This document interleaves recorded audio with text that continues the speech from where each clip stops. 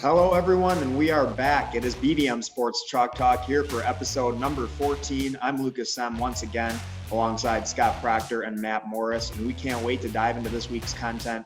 We'll be revisiting this past weekend's AFC and NFC title games and talking NBA, which veterans should be moved to contenders and which contender that should be. But first, a game all three of us predicted incorrectly, the Packers and Buccaneers. Guys, what went wrong for the Packers, and who is the most deserving of receiving this blame? Well, honestly, I think that going off of Alan Lazard, what he said, it was a team effort. But in general, Matt LaFleur and the play calling and Nathaniel Hackett and even a little bit of Aaron Rodgers, that's the issue. They went away from the run, and when Brady gifted them interceptions, they only turned it into 6 points. So I think that they needed to reestablish the run every chance they got, especially with the defensive issues that they were having as far as that Tampa Bay D line, I think surprised all of us. I thought that the Packers offensive line was going to be better in those situations. And so even before the questionable, do you go for it on fourth down and try and score the touchdown, before even that happened, the fact that they weren't able to run the ball and actually score off of those interceptions was the real issue and why the Packers lost. I mean, Scott, what do you think? Yeah, man, it starts here with me. So I gave Matt LaFleur a ton of credit last week, for the 26-6 regular season record through 2 seasons, the back-to-back NFC title game appearances. I said Matt LaFleur would be a big reason why Green Bay would be playing for a Super Bowl next weekend, and it turned out that he was the biggest reason they won't. Listen, as much as I like to blame that defense and Kevin King for the ineptitude he displayed for the half, Don't forget David Sullivan. Yeah, I mean, that unit forced the greatest quarterback, as you said, Matt, of all time into 3 interceptions, all in the second half. And although Aaron Rodgers is not absolved of any blame here, especially considering the Packers are the best red zone offense during the regular season and twice had to kick field goals after having first and goal, Rodgers still threw 3 touchdowns with a passer rating over 100 for the game, which is about 30 points better than his counterpart, Tom Brady. That's why for Matt LaFleur, again, with the best red zone offense in football, with the most talented quarterback of all time, with 4th and goal from the 8, down 8, you go down swinging with your future Hall of Famer. You don't kick a field goal and pray your defense can get the ball back from Tom Brady in 2 minutes, knowing you still have to score a touchdown anyway. Why would you bet on your defense, or any defense for that matter, to prevent Tom Brady from simply holding the football for 2 minutes in a conference championship game? That's coaching scared. Yes, missing David Bakhtiari and losing Aaron Jones in the middle of the game hurts. Yes, Kevin King losing his mind and getting exposed at the worst possible time of the season doesn't help either. But that 4th down was the nail in the coffin. You put the ball in the hands of your best players during high leverage moments, and moments just don't get much bigger than that. If you go for it on 4th and fail, we're talking today, or at least me, I'm talking today about Aaron Rodgers not getting it done, not finishing drives as the reason why the Packers lost, not Matt LaFleur. But, I can't imagine that decision sits well with Aaron Rodgers. And honestly, it might place a strain on their relationship moving forward based on, Rodgers' post-game remarks, which could be the most concerning thing of all of this. But we'll see how that plays out. What do you think about all that, Luke? Right. So something I've seen that's really just kind of irked me, Packers Nation, and it's always irked me about Packers Nation, is that when they lose, they always try to find a scapegoat. And to me, that just isn't right. All year long, Packer fans treated LaFleur like a god, and now they want to blame him. They made mistakes as a team the whole game long, and now they're trying to blame the refs instead of holding their team accountable. And this is a problem that happens with them every time they lose a game. I just have to say it. So I think this is kind of a trick question. The right answer is everyone. Everyone is to blame. The team as a whole is to blame for this loss. They forced back-to-back Brady interceptions. They didn't convert offensively on either ensuing offensive possession. Aaron Jones coughed up the ball, and the Bucs scored on it. Rodgers had the opportunity to scramble for a touchdown, and instead he threw it into double coverage. They kicked a field goal instead, giving the ball to Rodgers. It was a combination of things that led to this penultimate result. And, it's not fair or correct to point the finger at one person or one play, in my opinion. And that's something, Packer Nation, you guys got to fix that. But, now – go ahead, Matt. No, I mean, we're not Packer Nation, so I don't know if you were referencing Scott or if you were No. I'm just saying, for anyone watching this who's a Packers fan, you've done it at least once or twice, and it needs to be fixed. It starts with you. So now, look on that 3rd down where the play that everybody's seen 1,000 times now, where Rodgers, it looks like he has a ton of room out on his right to run, except he kind of forces it into double coverage at the goal line to Devontae Adams, as you mentioned. What do you think about Aaron Rodgers after the game saying that he thought that he would have had 4 downs. If he knew that it was going to be a kicking situation on 4th down, he might have approached that 3rd down differently. That's why Matt LaFleur, and especially Matt LaFleur, even after the game, said that he should have communicated with his quarterback better to let him know that he was only working with 3 downs, that he was in the mindset that they're probably going to kick it on 4th down and place the game in the hands of their defense. Right. But ultimately, Matt LaFleur. Well, and honestly, ultimately in the end, though, let me go, Matt. Ultimately, in the end, if you are, you're going to take that run, you're getting yourself closer for that 4th down opportunity. No doubt. Or you could have gotten yourself in the end zone. So to say you're going to be playing with 4 downs is kind of weak. Whether you have another down or not, you don't want to throw it into double coverage. Get your yards if you think you're going to get another one. Get closer, and he knows that as an MVP quarterback. I will say this, though, I get your point, Luke, and I think that makes a lot of sense that if you are playing with 4 downs, obviously you want to improve the yardage. But one thing that surprised me, and one reason that I think that the offense in general and the play calling, not just for the interceptions, but for that 4th down was surprising, and the issue was Matt LaFleur has shown a prevalence to go for it on 4th down, and not just in the classic, we're going to run the ball and just jamming up the middle. They make some really questionable and kind of risky throws and plays on 4th down when all you needed to do was run the ball. So I was surprised that he didn't go for it in those moments. And overall, it is the offense. As much as you want to put blame on everyone, it comes down to specific moments. And in the end, had the Packers won, even though they played poorly, we would be pointing the finger at Tom Brady because he threw 3 interceptions. Yeah. It didn't come back to bite him because Packers defense that has somewhat struggled all season, and every time we've talked about it, that's been the issue. They finally made what they did. They finally did what they needed to do. They won the turnover battle, but the best offense in the league with the MVP and arguably the coach of the year were not able to even get really into field goal range to at least get some points off of those 2 big turnovers in the second half. And that is, at the end of the day, you want to blame everyone. You want to blame the team. That is the big issue for me. And that's why I'm going to hone in specifically on the offense and the play calling from the coaches and even Rodgers, because he has a lot of leniency in how he can call plays at the line of scrimmage. Right. And I was speaking of Rodgers with this loss final and looking back at the Packers season and roster. Do you think this is Rodgers' best chance to win a Super Bowl? Matt, let's hear what you guys say. I think it's interesting. I think that there's definitely something to be said simply because of all the free agents that they have. You have to re-sign Corey Linsley will be a free agent. Aaron Jones will be a free agent. Kevin King, even though he had a bad game, was still a solid number 2 to Jair, and he'll be a free agent. And then you also have, guys like Robert Tonyan, who's a restricted free agent, and so is Allen Lazard. So there's a lot of questions, especially with a lower salary cap because of, all the COVID and loss of revenue. It's going to be interesting to see what pieces they're able to keep. And the other thing is Rodgers did voice that his future is uncertain, and he wants a contract extension based on his MVP season that he had this year. So I think that'll play into it. I'm not willing to say yet that that this was their best chance. I think that they still have the vast majority of the main pieces they need moving forward. You still have Devontae Adams. You still have Zadarius Smith, Jair Alexander, Darnell Savage, Adrian Amos. You have your entire O-line. So I don't think this was their only chance or their best chance even. I think they'll still have good chances the next 2 years for sure. But it'll be interesting to see what the free agency and offseason does to either, make me more confident or make me question what that point. For sure. I have similar thinking as Matt on this one. Listen, anytime you're a number 1 seed with the NFC playoffs running through your home field, you're in a prime position to win it all. But, I have a hard time believing this was Rodgers' last great opportunity to win a Super Bowl. You're Aaron Rodgers and you're learning Matt LaFleur's system in year 1. You go 13-3 into the NFC title game.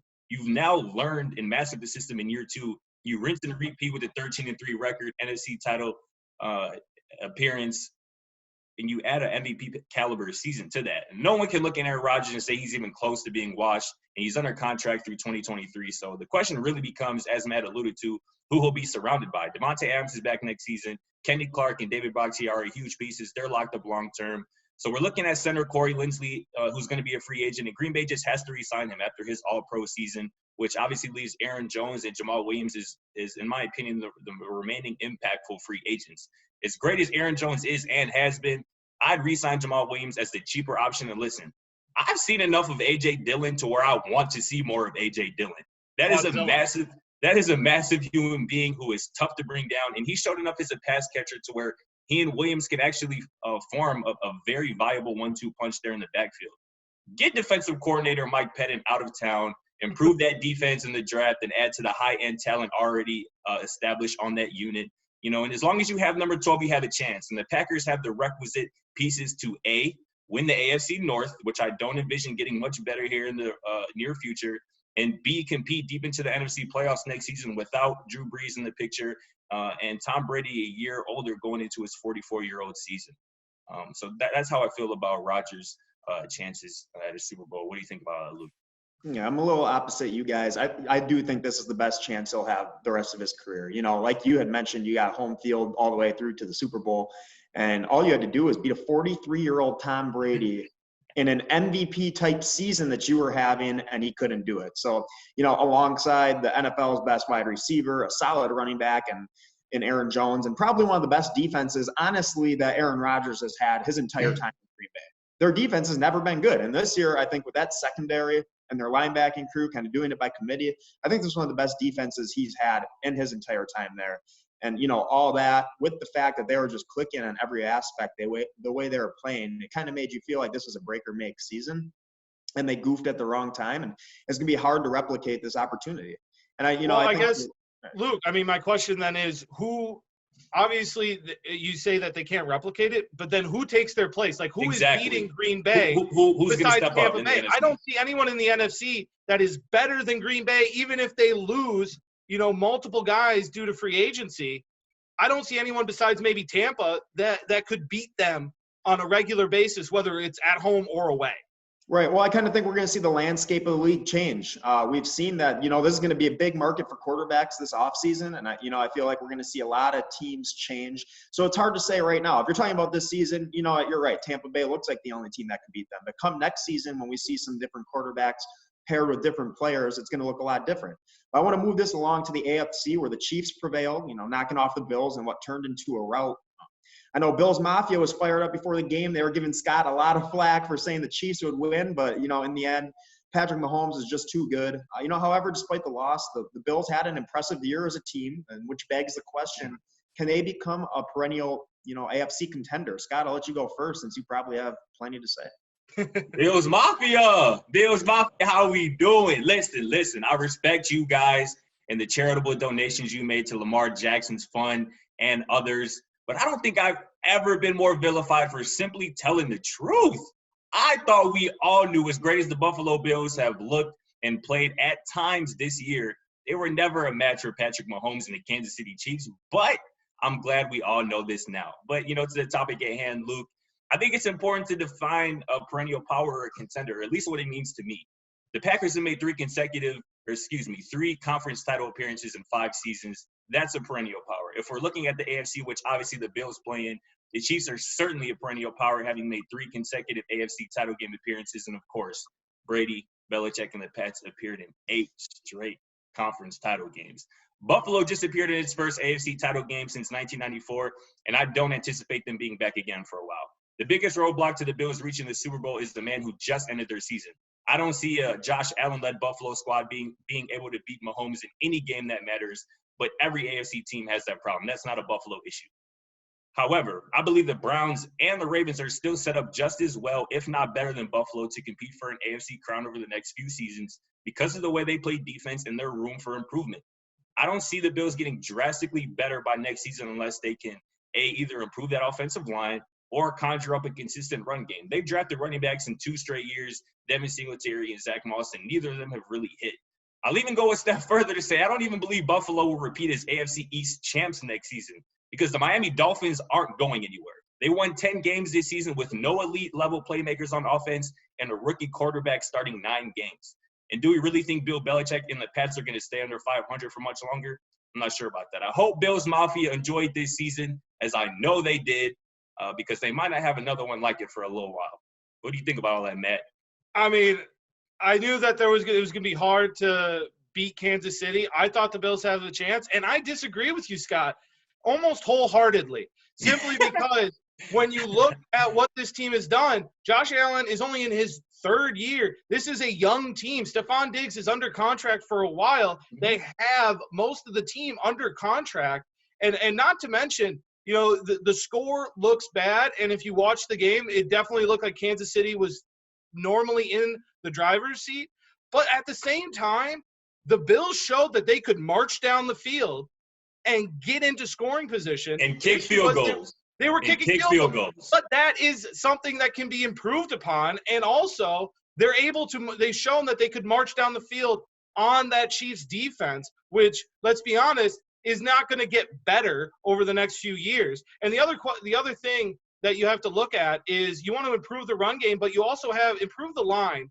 Josh Allen rushed for 88 yards. You know, sometimes the quarterback can be the main rusher, and they did call rushing plays specifically for Josh Allen. And that your quarterback can be the main rusher if it's Lamar Jackson or if it was a Michael Vick type talent. Josh Allen, again, I don't know how many times I have to hit on this, cannot be your lead running back. I'm just saying it creates that what you need as far as establishing a run game and making the defense be honest. Even if he's just moving around in the pocket, you still have to leave guys spying on him to make sure that he doesn't just rush for 10 yards and a first down simply because the pocket broke and he can get out. That still makes defenses have to respect you. And not only that, but we talk about what is a perennial power. Even if they go 4 straight seasons to the AFC Championship game and lose to Kansas City, that's still a perennial power. It means that they're going to be there. That ain't happening, Matt. That ain't happening. Newsflash. No, I think they're going to. They have a chance over the next 3 to 4 years to be in the AFC Championship game because I don't see any of the other teams in the AFC going above and beyond that. If it's a 50-50 chance every time they go into a playoff game, that still allows them to get to the AFC Championship game. And they are close to what you need for Kansas City. Who knows what's going to happen over the next few years, what additions they'll have. And also, as much as Sean McDermott should have gone for it, and I think that he should have been a little bit more risky as far as don't take the field goal, go for it on 4th down, and just try and keep moving and get the points. Sean McDermott has shown that he's a good head coach. He's created a great culture in Buffalo, and that's the most important thing. Moving forward, they have a lot of their key players under contract. They have a good head coach, and they have a budding, great quarterback and franchise quarterback in Josh Allen with a clear number 1 wide receiver. They will be perennial powerhouses for the next 3 to 4 years at least. All right, Matt, I'm glad you got yours in there because you're about to be sandwiched between mine and Scott's opinions. And Scott, I honestly thought my opinions were going to be not very, well respected, and I think me and you are actually more, the same than I thought we were going to be. I don't think they can be a perennial power for 2 reasons. Number 1 being this defense. Their secondary is nasty. Poyer, Johnson, Edmonds, and White. I love Buffalo secondary. We said it multiple times on the show. I feel like I have to bring it up every time. I love those guys. Jordan Poyer, Micah Hyde, and Tre'Davious White, Josh Norman. I didn't even mention Micah Hyde. They still let up so many points, though. And that's where the problem's going to come in. They were very underwhelming, in my opinion, for that list of names I just read. What more does it take to become a feared defense? And with outside chance that defensive coordinator Leslie Frazier is going to leave the team for a head coaching job, and he is an awesome coach. He's an awesome defensive coordinator. If he goes elsewhere, it's just going to get even worse. But above all else, the reason this team won't become a perennial contender, and this is going to be unpopular with Bills Mafia at least, is because they're led by Josh Allen. What did Allen do this year? What he did this year for the Bills is probably the worst thing that could have happened to the Bills. When you watch him, he doesn't have the feel of a true QB. He's a great athlete with a great arm, and that alone is going to make him successful to a certain extent, but I don't think he'll ever develop into a true QB. But because he had the season like this, the franchise is going to hold on hope. The fans are going to hold on to hope. And I think he's all that he's ever going to be right now. Luke, you are preaching. This is the best take you've ever released on this show, man. Season. 37 touchdowns, 10 interceptions. What is a true QB to you? A true QB is like a Tom Brady or an Aaron Rodgers who can set up a play action, who can, who they can scramble when they need to, but they don't rely on it. They're not literally the best of the best quarterbacks. Well, let me finish my point. He had a season like this, so the franchise is going to hold on to hope. Fans are going to hold on to hope. And right now, he's as good as he ever will be. I think he's good, but not quite as good as people are cracking him up to be. Yeah. His name was coming up in the same breath as Patrick Mahomes. Yeah, come on. This is where I gotta bop in before Matt has an aneurysm over there. Listen, Josh Allen was great in 2020. He was great in 2020. He had a Pro Bowl fringe MVP candidate season, and Josh Allen deserves a lot of credit for that.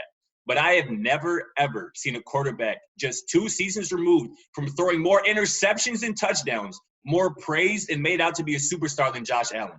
People were seriously having conversations this season, and even the week leading up to the AFC Championship, on whether Josh Allen had caught up to or even surpassed Patrick Mahomes. The national media and Bills Mafia have been so quick to anoint Josh Allen to this place where he simply just doesn't belong just yet. As great as he was this season, and he was, there were still at least 5 quarterbacks who were definitely better than him. Patrick Mahomes, Aaron Rodgers, Deshaun Watson, Russell Wilson, Tom Brady. Josh Allen is a top 10 quarterback after this season. He's proved it to me, but he'll need another season like this one at least to legitimately crack the top 5 and be at a place where Bills Mafia has apparently anointed him. Scott, I don't disagree with you. Matt, I'm going to let you talk right here. I'm going to let you talk. I'm going to ask you this question. I got to extend this question to you. You guys got my opinion. Now we saw what Allen could do this postseason. The Bills heavily relied on him to produce for them, and we got a good look at him in important games. Is he as good as people thought he was? An MVP candidate, some consider him a top QB in the league. Is he that good? I think he's a top 10 QB in the league. I'm not ready. Listen, I was never a part of these conversations about him being as good, if not better, than Pat Mahomes. Mm-hmm. He is only in his third. To your point, Scott, he's only 2 years removed from more interceptions than touchdowns, but he's progressing and if he could stay consistent, he's going to be a top 10 QB for the next foreseeable future. And as much as we want to put blame on him for, they emphasized using him and they were like, we're going to win and lose by Josh Allen. Yes. He also went against 2 of the best defenses in the NFL in Indianapolis and in the Ravens. Not to mention the Ravens in particular have an amazing secondary with, Humphreys and those guys back there. So that is, you have to take that into account. Not only Kansas City is very solid. Hey, man, I'm sorry, but when you make the playoffs, you're probably going to be facing good defenses. I'm sorry. There are plenty of great quarterbacks that we wouldn't compare or we think are amazing and Hall of Famers that don't always play well in the playoffs. I'm not saying Josh Allen is to that level yet at all. For example? It's a fair point that you made against the defenses, but Pat Mahomes, Aaron Rodgers, if they play against the Ravens or they play against the Colts, they're not going to struggle like that. They're going to get the ball in the end zone. Aaron Rodgers has definitely struggled in the playoffs at points. Tom Brady yesterday on Sunday threw 3 interceptions to 3 touchdowns. Quarterbacks have bad games. It's not great quarterbacks are a big part of what gets you to the Super Bowl, but at the same time, you need a great team around you. And the Bills are so close to being that. He has that. Josh Allen will continue to progress and be a great quarterback. And as the team progresses with him, they will continue to be perennial powerhouses. Josh Allen is not the problem in Buffalo. There is no problem in Buffalo. They will continue to improve. I'm just not ready after one season, whether you want to anoint him or say that he's never going to be better. I'm not ready to make either one of those decisions. And that's all I'm saying is that this is like a young, talented quarterback who already has shown a lot of improvement in 3 seasons. And now that he has his number 1 wide receiver, let's start addressing some of the other issues that the team has, the small things. Listen, Hey, regardless of your opinion on Josh Allen, he'll be on the couch watching like the rest of us. Super Bowl Sunday is now set with Brady versus Mahomes. We have a week off before we get to that. So in the meantime, we're going to talk some NBA and which veterans could contribute to a playoff contender. We'll be back with more Chalk Talk.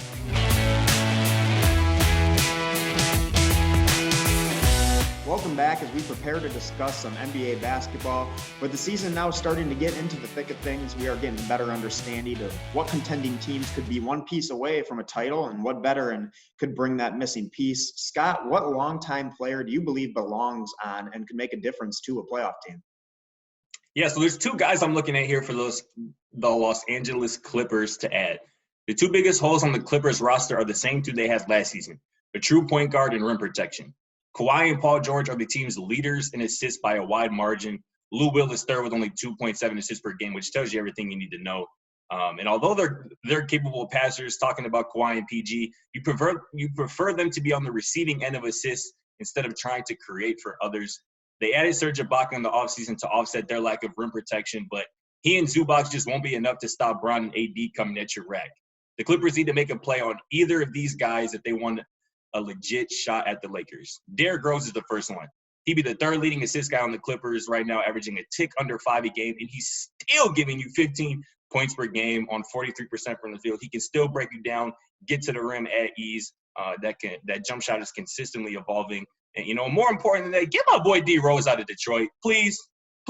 He deserves to be playing in high leverage playoff games at this stage in his career. And the second name is Andre Drummond, who I think would be a huge game changer for the Clips. The man is a walking double-double, averaging 18 and 15. And in the league where big men are a dying breed, just look at what Joel Embiid's doing in Philly right now. He's an MVP candidate. True centers like those two are almost a specialty nowadays. Drummond would provide elite rebounding and rim protection, which the Clips sorely need. And both of these guys could be that third scoring option, which is currently being held down by Serge Ibaka at 12 points per game, which isn't a great sight. If the Clippers want any shot of giving the Lakers a run for their money out west, one of these two moves, have to be on the horizon. Who are you looking at, Matt? Well, I mean, to stick with the big man and to stick with, the name that recently came up in talks with the Nets, Kevin Love. I think Kevin Love is a guy that teams should be looking at. Before I even preface any of this, I got to say the biggest issues are, one, he is somewhat have an injury bug, and two, he's owed a lot of money in $30 million a year for the next three, including this season, and then next season, and then $28 million the year after that. So obviously those are some things that have to be addressed, but you're also getting a guy that is averaging over the last 3 seasons 17 points, 10 rebounds, and is shooting 36% from three. He's not a great defender, but any team that needs rebounding and some added points and range from three, they can be a team that looks for Kevin Love. And the two that that stuck out to me was the Miami Heat and the Boston Celtics. Miami right now is 23rd in three-point percentage. They're 10th in three-pointers attempted, and they're 24th in points in total, 24th in points, and then dead last in rebounds, total rebounds. They need, obviously COVID has hurt them with Jimmy Butler and Avery Bradley missing time, but they're 6-10, and they need something to get them started. And I think adding Kevin Love would be an upgrade from, what Kelly Olynyk gives them. Kelly Olynyk is better on defense, but offensively and from a rebounding standpoint, I think that you add Kevin Love, and he would fit great next to Bam Adebayo as well. And for the Boston Celtics, it's a similar situation where the Celtics are 12th in points, total points scored, 13th in total rebounds, 21st in three-pointers attempted, and 6th in three-point percentage, but they shoot so few that obviously they're going to make a decent amount of them. Kevin Love would add to that, improve their three-point percentage, and be a great third or fourth piece to Brown, Tatum, and Walker. The only issue is obviously the salary cap and his injuries, so you probably would have to get a third team involved in a trade to make it happen. But Kevin Love is definitely somebody that teams should be looking for as that final piece to make them true title contenders and to at least reach that upper echelon that I think the Lakers in Milwaukee and Brooklyn are at currently. I agree with you guys on all three of those, but a big one for me is Blake Griffin. I know Blake has lost his step, and through their first 10 games this year with Detroit, he didn't even have a single dunk. And that's where he made his money. But picture this, the Pistons, they had a lot of holes to fill this offseason, mind you. But they sign and trade Christian Wood. They trade away Luke Kennard. And then they went and signed Jahlil Okafor, Mason Plumlee, and used a big chunk of their spending money on Jeremy Grant, which all just seems like weird moves for a team that needs to rebuild. And, they have a cluster of very average bigs now, and Blake knows they aren't going to be competitive. He doesn't look inspired. He doesn't play hard. He takes bad shots. He doesn't want to be there. He's 31 now. He wants to have a chance at a ring.